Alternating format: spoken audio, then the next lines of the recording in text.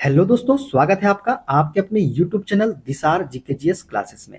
दोस्तों, आप सब लोग कैसे हैं? उम्मीद करते हैं आप सब लोग अच्छे होंगे, स्वस्थ होंगे, मस्त होंगे और अपनी तैयारी बेहतरीन तरीके से आप सभी कर रहे होंगे।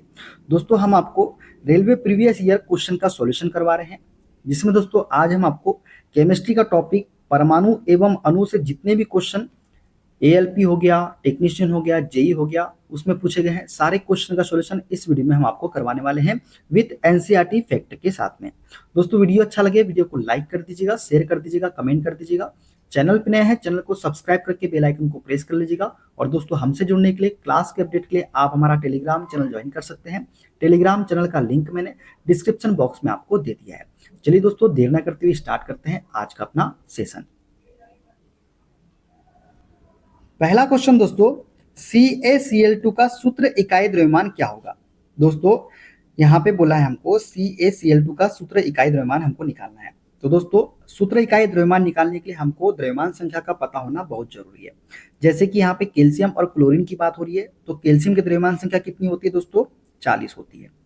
क्लोरीन की कितनी होती है? 35.5 होती है। ठीक है। अब देखिए दोस्तों, जब भी हमको इकाई द्रव्यमान निकालना हो तो हम क्या करते हैं, उसका द्रव्यमान संख्या और कितनी संख्या में उसके परमाणु है उससे मल्टीप्लाई करते हैं और सबको ऐड करके हम द्रव्यमान संख्या निकालते हैं। तो दोस्तों क्या करेंगे, यहाँ देखिए कैल्शियम कितना है, यहाँ पे एक ही है, तो हमने कैल्शियम को लिया 40 प्लस क्लोरीन कितना है यहाँ पे दोस्तों 2 है, और क्लोरीन का द्रव्यमान संख्या कितनी होती है 35.5, तो 2 से हम क्या कर देंगे, मल्टीप्लाई कर देंगे 35.5 को। ठीक है। इसको जब सॉल्व करेंगे दोस्तों, 40 प्लस 35 दूनी 70 दोस्तों, और ये 5 का मल्टीप्लाई 2 में तो 10, तो 35 दूनी 70 प्लस 1 71, तो ये हो जाएगा 71। कितना हो जाएगा दोस्तों, ये हो जाएगा 71। जब इसको जोड़ेंगे दोस्तों तो कितना निकल के आ जाएगा, 111 यू निकल के आ जाएगा। ऑप्शन नंबर कौन सा सही हो जाएगा? ऑप्शन नंबर सी वाला करेक्ट आंसर हो जाएगा। जब भी इकाई द्रव्यमान आपसे पूछे दोस्तों, तो आपको जो भी आपको दिया गया है फॉर्मूले में, जैसे कैल्शियम हो गया, क्लोरीन हो गया, कुछ भी दिया है, तो आपको उसकी द्रव्यमान संख्या पता होने को ना। यदि आपको द्रव्यमान संख्या नहीं पता है तो आप इकाई द्रव्यमान का मान निकाल नहीं पाएंगे। द्रव्यमान संख्या आपको पता होना, जैसे यहाँ पे कैल्शियम था, क्लोरीन था, तो हमको पता था कैल्शियम की द्रव्यमान संख्या कितनी होती है, 40 होती है, और कैल्शियम के यहाँ पे कितने परमाणु है, एक ही परमाणु है, तो हमने कैल्शियम का एक ही परमाणु लिया। उसी प्रकार क्लोरीन की हमने द्रव्यमान संख्या बताई कितनी होती है 35.5, और क्लोरीन के कितने परमाणु है, 2 परमाणु है, तो 35.5 को हमने किससे मल्टीप्लाई किया, 2 से मल्टीप्लाई किया, और सबको एक साथ जोड़ दिया, तो हमारा सूत्र इकाई द्रव्यमान निकल के आएगा कितना, 111 यू। ठीक है दोस्तों, CaCl2 एक आयनिक यौगिक है जिसमें एक कैल्शियम परमाणु और 2 क्लोरीन परमाणु होते हैं। अभी हमने आपको बताया सूत्र इकाई द्रव्यमान किसी यौगिक के एक सूत्र इकाई में उपस्थित सभी परमाणुओं के परमाणु द्रव्यमान का क्या होता है, योग होता है। जैसे कैल्शियम का परमाणु द्रव्यमान कितना होता है, 40 होता है। क्लोरीन का क्या होता है, 35.5 होता है। तो CaCl2 का सूत्र इकाई द्रव्यमान कैसा निकाले, 40 × 1, क्योंकि कैल्शियम कितना था, एक ही परमाणु था, प्लस 2 × 35.5, क्योंकि क्लोरीन के कितने परमाणु थे, 2 परमाणु थे, इसलिए हमने 2 से क्या किए, मल्टीप्लाई किए। जब इसको हमने जोड़े तो कितना निकल के आ गया, 111 यू निकल के आ गया, करेक्ट आंसर हो जाएगा। अन्य फैक्ट की बात करें दोस्तों, या आयनिक यौगिक जैसे NaCl, CaCl2 के लिए आणविक द्रव्यमान के बजाय सूत्र इकाई द्रव्यमान शब्द का प्रयोग किया जाता है, ये आपको याद रखना है। ठीक है, देखते हैं अगला क्वेश्चन। ऑक्सीजन अणु एक डैश है। दोस्तों, ऑक्सीजन अणु जो होता है ना, ये द्विपरमाणुक अणु है। ऑक्सीजन कैसा अणु है, तो द्विपरमाणुक अणु है। कैसे, देखिए ऑक्सीजन कितना होता है, ऑक्सीजन का सूत्र क्या होता है, O2। कितने परमाणु है यहाँ पे, 2 परमाणु, और जब 2 परमाणु मिलते हैं तो किसका निर्माण होता है, अणु का निर्माण होता है, ये भी आपको याद रखना है। ठीक है दोस्तों, ऑक्सीजन अणु जो है ये 2 ऑक्सीजन परमाणु से मिलकर बना है, इसलिए यह एक द्विपरमाणुक अणु है। इसी प्रकार नाइट्रोजन भी द्विपरमाणुक है, हाइड्रोजन भी द्विपरमाणुक है, क्लोरीन भी द्विपरमाणुक है, ये सभी कैसे हैं, द्विपरमाणुक अणु है। ओजोन O3 की बात करें तो ये त्रिपरमाणुक अणु है। दोस्तों देखो कितना दिख रहा है, ओ कितना है यहाँ पे, 3 है। जबकि फास्फोरस की बात करें तो फास्फोरस जो है ये चतुष्परमाणुक अणु है। कितने फास्फोरस यहाँ पे, 4, तो ये चतुष्परमाणुक अणु है फास्फोरस। अन्य फैक्ट की बात करें दोस्तों, तो ऑक्सीजन ज्वलनशील नहीं होती, परंतु यह दहन को बनाए रखने के लिए आवश्यक होती है। इसके खोजकर्ता कौन है, तो जोसेफ प्रिस्टली ने 1774 में ऑक्सीजन की खोज की थी, यह भी आपको याद रखना है। ठीक है, देखते हैं अगला क्वेश्चन। जल के अणु में हाइड्रोजन व ऑक्सीजन परमाणुओं के द्रव्यमान का अनुपात H/O निम्न में से कौन सा है? दोस्तों, जल के अणु में हाइड्रोजन व ऑक्सीजन के परमाणु के द्रव्यमान का अनुपात जो होता है वो होता है 1:8। कितना होता है, 1:8 होता है। ठीक है दोस्तों जल H2O में 2 हाइड्रोजन और 1 ऑक्सीजन परमाणु होते हैं। हाइड्रोजन का परमाणु द्रव्यमान कितना होता है 1U होता है, और ऑक्सीजन का परमाणु द्रव्यमान कितना होता है 16U होता है। तो क्या हो जाएगा ये, तो 2 इंटू 1 करेंगे अनुपात 16 इंटू कितना करेंगे, ऑक्सीजन कितना है यहाँ पे 1 ही है, तो 1 इंटू 16 करेंगे। जब इसका अनुपात लेंगे दोस्तों कितना आएगा, 2 एकम 2, 2 8 16, तो 1:8 का अनुपात निकल के आ जाएगा। ठीक है, जल में यह अनुपात स्थिर रहता है, चाहे पानी किसी भी स्रोत से प्राप्त किया जाए। यह स्थिर अनुपात के नियम का उदाहरण है, ये भी आपको याद रखना है। ठीक है, देखते हैं अगला क्वेश्चन। हाइड्रोजन परमाणु की परमाणविक त्रिज्या कितनी होती है। दोस्तों हाइड्रोजन परमाणु की जो परमाणविक त्रिज्या होती है ये होती है 10⁻⁻10 मीटर। कितनी होती है, 10⁻⁻10 metre. Option number D correct answer इसका हो जाएगा। दोस्तों हाइड्रोजन परमाणु सबसे सरल परमाणु है जिसमें एक प्रोटॉन और एक इलेक्ट्रॉन होता है। इसकी परमाणविक त्रिज्या लगभग 10⁻10 मीटर या 1 एंगस्ट्रॉम होती है। यह दूरी नाभिक और इलेक्ट्रॉन के बीच की औसत दूरी को दर्शाती है। अन्य फैक्ट की बात करें तो 1 एंगस्ट्रॉम में कितना होता है, तो 10⁻10 मीटर होता है, ये भी आपको याद रखना है। अब सापेक्ष आकार, त्रिज्या और उसके उदाहरण की बात करें तो लाइन से आपको याद रखना है। दोस्तों देखिए, सेब का जो त्रिज्या होती है वो कितनी होती है 10⁻1, चींटी की कितनी होती है 10⁻3, रेतकण की कितनी होती है 10⁻4, हीमोग्लोबिन अणु की कितनी होती है 10⁻8, जल अणु की त्रिज्या कितनी होती है 10⁻9, और हाइड्रोजन परमाणु की त्रिज्या कितनी होती है 10⁻10 मीटर में। ठीक है, ये सभी आपको लाइन से याद रखना है। देखते हैं अगला क्वेश्चन। निम्न में से कौन सी संख्या कैल्शियम के परमाणु द्रव्यमान को दर्शाती है। दोस्तों कैल्शियम का परमाणु द्रव्यमान हमने स्टार्टिंग में पहले क्वेश्चन में बताया क्या होता है 40 होता है, तो 40U option number B correct answer हो जाएगा। ठीक है दोस्तों, कैल्शियम का परमाणु द्रव्यमान 40U होता है। यह हड्डियों और दांतों का प्रमुख घटक है तथा इसके प्रमुख यौगिक जैसे CaCO3 कैल्साइट, CaO चूना जीवाश्म संरचनाओं में पाए जाते हैं। कैल्शियम प्रतीक लैटिन शब्द के कैलेक्स से लिया गया है जिसका अर्थ क्या होता है, चूना होता है। ठीक है, ये भी आपको याद रखना है। देखते हैं अगला क्वेश्चन। NaCl का सूत्र इकाई द्रव्यमान कितना होता है। अब दोस्तों देखिए यहाँ पे NaCl का सूत्र इकाई द्रव्यमान पूछा है, तो हम जानते हैं सोडियम की द्रव्यमान संख्या कितनी होती है, ये होती है 23, और सोडियम कितना अणु है, तो एक ही अणु है, तो 1 से मल्टीप्लाई प्लस। कैल्शियम का द्रव्यमान संख्या कितनी होती है दोस्तों 35.5, और यहाँ पे कैल्शियम क्लोरीन कितना है दोस्तों, यहाँ पे क्लोरीन है एक ही, तो 31 इंटू क्या करेंगे यहाँ पे भी 35.5 कर देंगे। अब जब इसको सॉल्व करेंगे दोस्तों कितना आ जाएगा 23 प्लस 35.5, तो जब जोड़ेंगे तो कितना हो जाएगा 5 3 8 3 2 5, तो 58.5 जो है NaCl का सूत्र इकाई द्रव्यमान निकल के आ जाएगा। Option number D correct answer इसका हो जाएगा। दोस्तों सोडियम क्लोराइड में एक सोडियम और एक क्लोरीन परमाणु होता है। सोडियम का परमाणु द्रव्यमान कितना होता है 23, और क्लोरीन का कितना होता है 35.5, तो सूत्र इकाई द्रव्यमान क्या हो जाएगा 23 प्लस 35.5, तो 58.5U आंसर इसका निकल के आ जाएगा। दोस्तों NaCl एक आयनिक यौगिक है जिसमें सोडियम प्लस और क्लोरीन आयन विद्युत बल से क्या होते हैं, जुड़े रहते हैं। ठीक है, देखते हैं अगला क्वेश्चन। स्थिर अनुपात के नियम के अनुसार 18 ग्राम पानी के अपघटन के बाद प्राप्त ऑक्सीजन और हाइड्रोजन का सही अनुपात क्या होगा। दोस्तों ऑक्सीजन 18 ग्राम पानी के अपघटन के बाद जो है ऑक्सीजन और हाइड्रोजन का सही अनुपात जो होगा वो होगा कितना 16:2। कितना होगा 16:2 होगा। कैसे होगा दोस्तों, हाइड्रोजन कितना है, पानी की बात कर रहा है, किसकी बात कर रहा है, पानी के अपघटन H2O की बात कर रहा है, तो हाइड्रोजन कितना है यहाँ पे 2 है, और हाइड्रोजन की द्रव्यमान संख्या कितनी होती है 1 होती है, तो 2 हो गया। ऑक्सीजन कितना है दोस्तों, यहाँ पे ऑक्सीजन 1 है, और ऑक्सीजन की द्रव्यमान संख्या कितनी होती है 16 होती है। तो यहाँ पे जब हाइड्रोजन और ऑक्सीजन का अनुपात निकालेंगे दोस्तों हम, तो क्या हो जाएगा यहाँ पे, ये हो जाएगा 2:16। और हमसे पूछा किसका है, ऑक्सीजन और हाइड्रोजन का, तो ऑक्सीजन कितना है यहाँ पे 16, हाइड्रोजन कितना है 2, तो 16:2 इसका करेक्ट आंसर हो जाएगा। ये पूछा क्या गया है उसको भी देखना है, पहले क्या है, पहले ऑक्सीजन है ना कि हाइड्रोजन। अगर हाइड्रोजन होता तो 2:16 लगाते, पहले क्या है ऑक्सीजन है तो हमने लगाया 16:2। ठीक है दोस्तों, स्थिर अनुपात का नियम कहता है कि किसी भी यौगिक में तत्व सदैव निश्चित अनुपात में क्या होते हैं, संयुक्त होते हैं। पानी में हाइड्रोजन और ऑक्सीजन का अनुपात जो होता है 1:8 द्रव्यमान अनुपात में संयुक्त होते हैं। 18 ग्राम पानी में 16 ग्राम ऑक्सीजन और 2 ग्राम हाइड्रोजन होती है, अतः अनुपात क्या होगा, ऑक्सीजन और हाइड्रोजन का 16:2 होगा। इस नियम की स्थापना किसने की थी, तो जोसेफ प्राउस्ट ने की थी स्थिर अनुपात के नियम की स्थापना। ठीक है, देखते हैं अगला क्वेश्चन। HNO3 का आणविक द्रव्यमान क्या होगा। दोस्तों हमको क्या पूछा है, HNO3 का आणविक द्रव्यमान। दोस्तों हाइड्रोजन का द्रव्यमान संख्या कितनी होती है? 1 होती है। हाइड्रोजन कितना है यहाँ पे? 1 ही है। प्लस नाइट्रोजन की कितनी होती है दोस्तों द्रव्यमान संख्या? ये होती है 14 और नाइट्रोजन यहाँ पे कितना है? 1 ही है, तो 1 से मल्टीप्लाई। प्लस ऑक्सीजन कितना है दोस्तों? यहाँ पे 3 है और ऑक्सीजन की द्रव्यमान संख्या कितनी होती है? 16 होती है, तो 16 से मल्टीप्लाई। तो ये कितना हो जाएगा? 1 प्लस 14 प्लस 16 48। 16 क्या हो जाएगा? 48 हो जाएगा। इसको जब जोड़ेंगे दोस्तों तो 8 4 12, 12 और 1 13 की 3, हासिल का आया 1, 1 और 1 2, 2 और 2, 2 और 4 6, तो 63 यू जो है इसका राइट आंसर निकल के आएगा। ऑप्शन नंबर सी वाला करेक्ट आंसर हो जाएगा HNO3 का आणविक द्रव्यमान।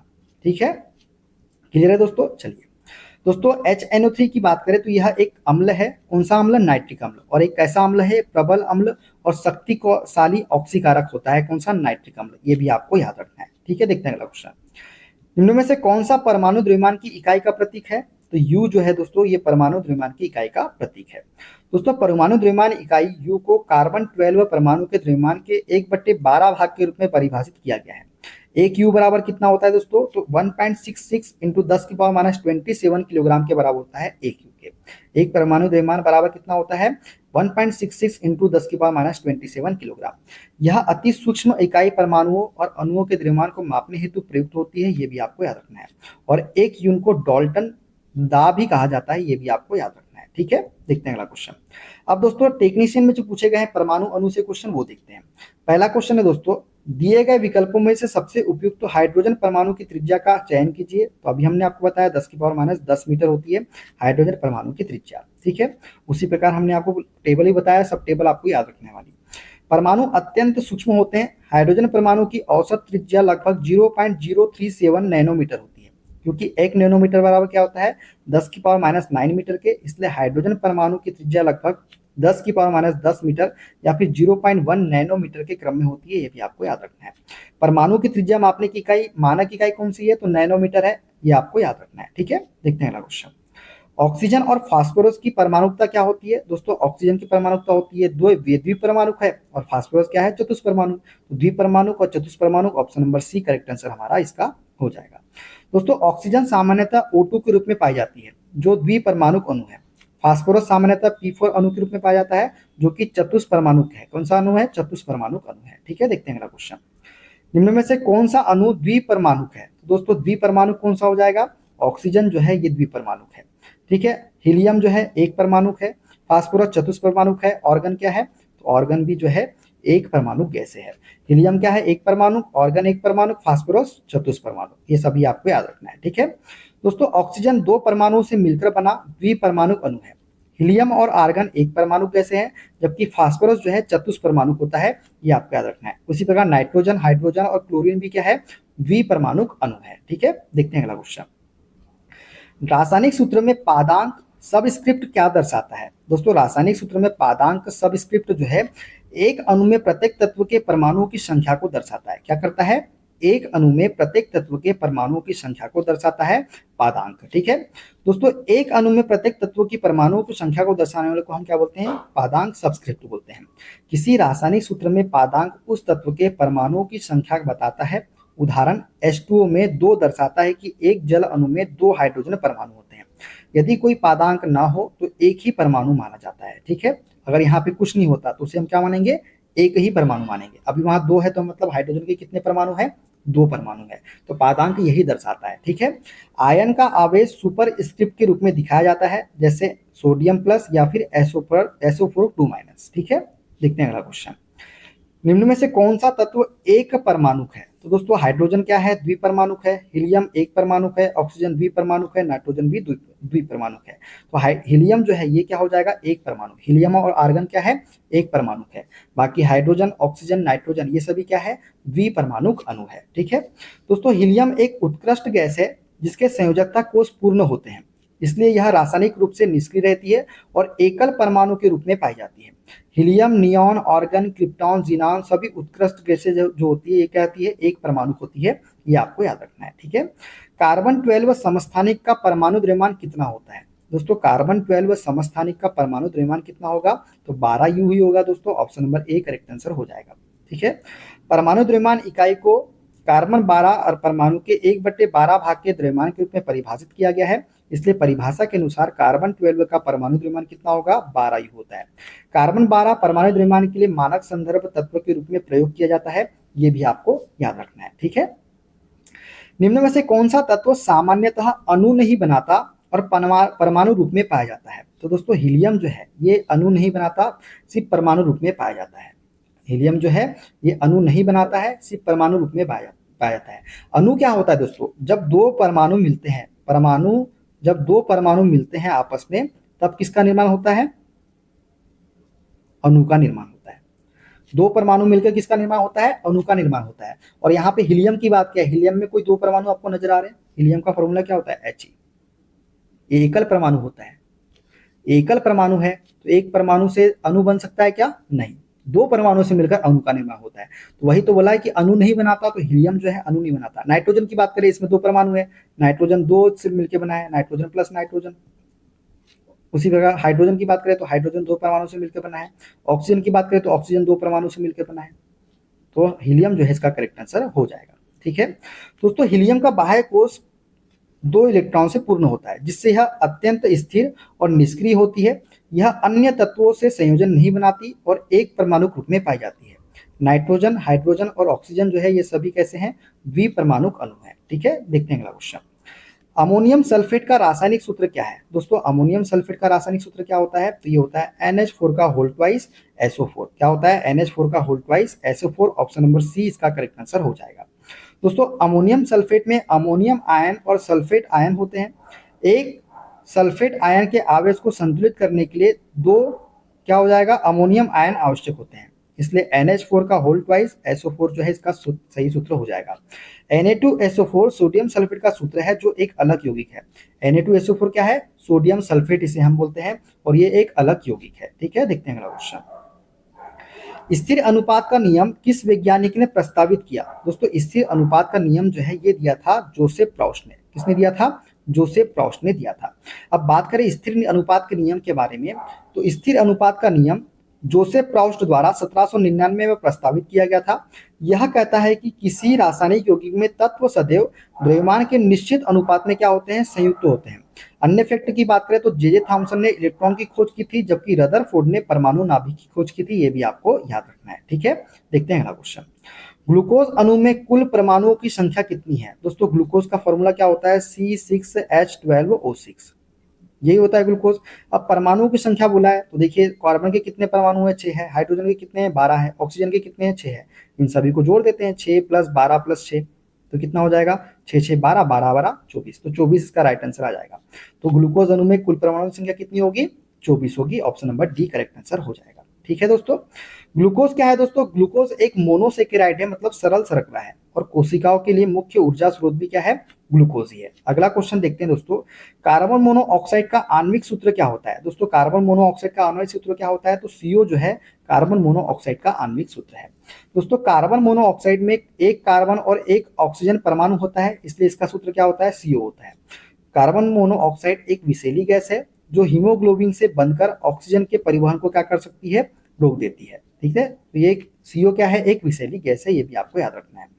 अमोनिया का आणविक द्रव्यमान ज्ञात कीजिए यदि N का मान 14 दिया गया है और H का मान 1 U दिया गया है। तो दोस्तों N का मान हमको कितना दिया गया है, 14, और नाइट्रोजन कितना है, यहाँ पे एक ही है, एक ही परमाणु नाइट्रोजन का। प्लस हाइड्रोजन के कितने परमाणु है, 3 परमाणु है। हाइड्रोजन का द्रव्यमान संख्या कितनी होती है, 1 होती है, हमको दी गई है।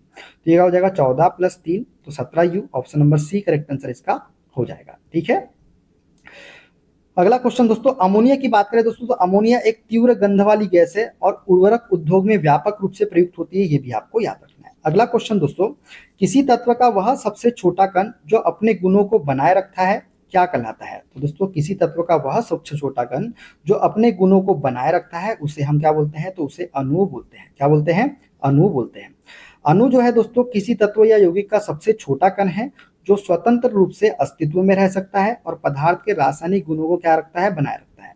अन्य फैक्ट की बात करें तो परमाणु पदार्थ की सबसे छोटी इकाई है, लेकिन वह हमेशा स्वतंत्र रूप से अस्तित्व में नहीं रह सकता। कौन, परमाणु। ठीक है, अगला क्वेश्चन देखते हैं दोस्तों, ऑक्सीजन का आणविक द्रव्यमान कितना होगा? दोस्तों ऑक्सीजन का निकालना है। ऑक्सीजन का सूत्र क्या होता है, O2।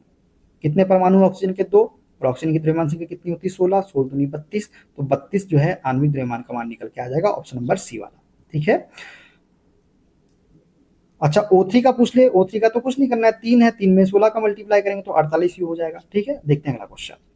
किसी तत्व का परमाणु द्रव्यमान सामान्यतः किस इकाई में व्यक्त किया जाता है? तो दोस्तों किसी तत्व का परमाणु द्रव्यमान जो है, ये परमाणु द्रव्यमान इकाई AMU में क्या किया जाता है, व्यक्त किया जाता है। तो ऑप्शन नंबर डी इसका करेक्ट आंसर हो जाएगा। दोस्तों परमाणु द्रव्यमान को U या AMU में व्यक्त किया जाता है। यह इकाई कार्बन 12 परमाणु के 1/12 भाग के द्रव्यमान पर आधारित है। अन्य फैक्ट की बात करें तो एक परमाणु द्रव्यमान बराबर क्या होता है, 1.66 इंटू 10⁻⁻27 किलोग्राम के। तो बराबर होता है, ये भी आपको याद रखना है। ठीक है, एक परमाणु द्रव्यमान बराबर कितना होता है, 1.66 इंटू 10⁻⁻27 किलोग्राम के। ठीक है दोस्तों, ये थे आज के सारे क्वेश्चन। वीडियो कैसा लगा कमेंट बॉक्स में जरूर बताइएगा। उम्मीद करते हैं वीडियो अच्छा लगा होगा। वीडियो अच्छा लगे दोस्तों वीडियो को लाइक कर दीजिएगा, शेयर कर दीजिएगा, कमेंट कर दीजिएगा। चैनल पे नए हैं चैनल को सब्सक्राइब करके बेल आइकन को प्रेस कर लीजिएगा। मिलते हैं दोस्तों अगले वीडियो में, अपना ख्याल रखिए। Okay bye bye, take care.